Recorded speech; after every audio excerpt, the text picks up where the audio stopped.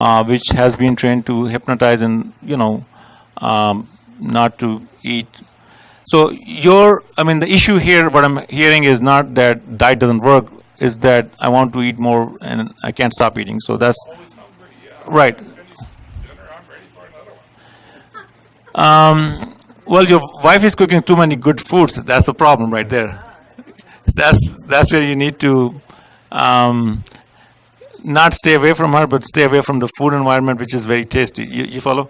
So it's just like if you have somebody have a issue with the gambling. If they want to go to casino every day, they're gonna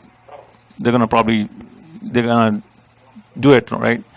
The same thing is if and we try to do like semi hypnosis situation where you can fool your stomach by like eating slowly, because it takes 20 minutes for stomach to get signals to the brain that the stomach is full. So if you're eating too fast, you might overflow yourself, and then the brain says, "Oh, I'm full now. I'm going to stop eating." So one trick would be stay away from the environment get rid of the friends which call you for dinners all the time. That's number one. Number two, don't bring the friend which is asking for dinners all the time. Number three, eat slowly, and in that way the brain will have enough the lag phase that is getting full. Use some tight belt around your waistline when you're eating, so your stomach has less capacity to get full. You can also use a lot of proactively. You can eat a lot of vegetables. Like before you get hungry, like just eat it, like keep munching it. Surround yourself, or when you're traveling, with things which are low in calories, like carrots and stuff. So keep eating it so you don't have any signals for being hungry. So before you see a food which is high in calories, you're already full. Likewise, they do the hypnosis for clinical problems too. My concern is that if they hypnotize you and all the information they got, I'm just saying, it's paranoia, You're giving away your brain to somebody else, and they can hack your brain. Not a good idea. I'm kind of scared on that, but yes, sir. The low-carb diet has been around for a lot of years. Well, let's say you're on 1,000 calorie a day diet. What's the recommended amount of carbs for that 1,000 calorie a day diet? Okay. So, the typical Western diet, we just showed the graph, has around 55% of calories coming from the carbohydrates. So that's what the recommendation would be. I think there's no recommendation as per se. It depends on what are your goals are, or what kind of food you eat. In the Mexican culture, they eat a lot of high carbohydrates anyway. This is the culture.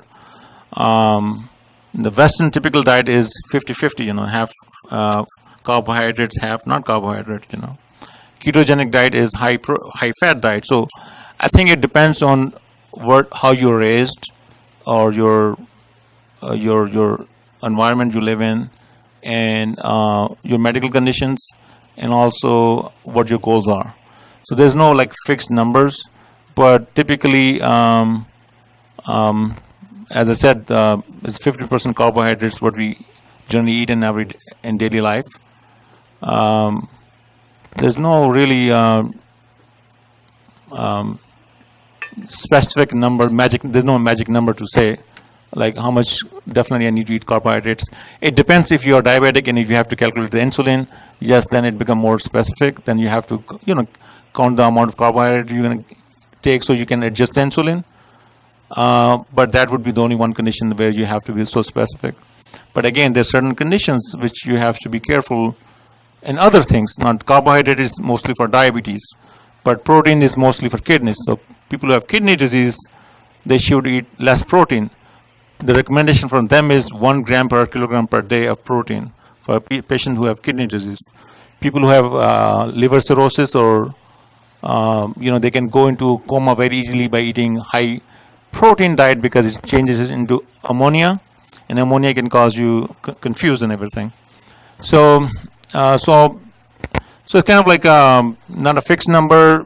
Generally, most people, again, it depends on in the culture we live in. So in the Western society, there's a lot of carbohydrates available. So most people will kind of do 50% carbohydrate, but then you have to look at the underlying medical conditions and then adjust accordingly. Yes.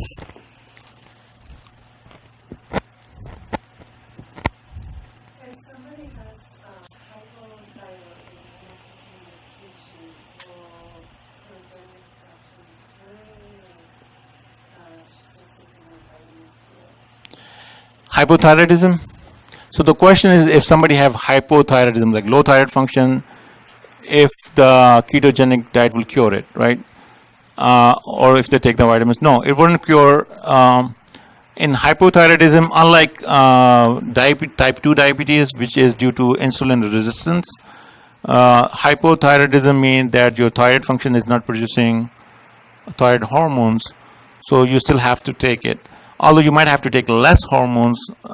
Again, when we say hormones, most people confuse with female hormones.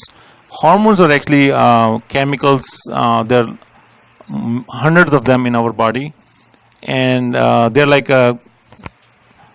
the hormones are like chemicals which are produced in one place but act on different part of the body. Like nerves, they go from one place to another place and carry the signals. The hormones, they also carry the signal, but in a chemical fashion. So that's the definition of hormone. So there are different kind of hormones. So the hypothyroidism is due to a thyroid hormone which is low, and there's so many reasons it could be low. And when it is low, it is low. You have to just replace it. And but if you lose weight, you might need less hormone as compared to when you didn't lose weight, because the size is less, smaller. That's why we check those blood tests frequently. Anybody who has hypothyroidism, we do check the blood tests frequently, because as they lose weight, the concentration of the medication will become more higher, and then we have to reduce the dose to prevent the toxicity. Good question. Sure.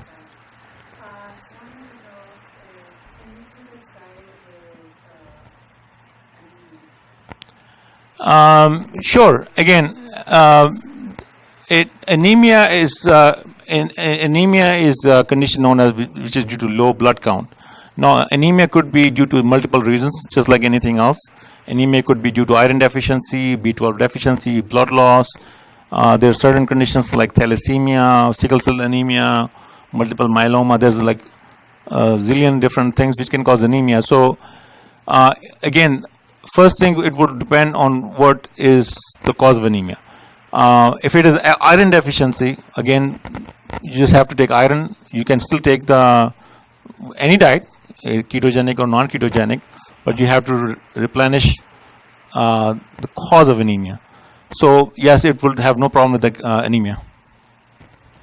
Just supplement if it is due to blood loss and iron deficiency, just take iron tablets. That's it.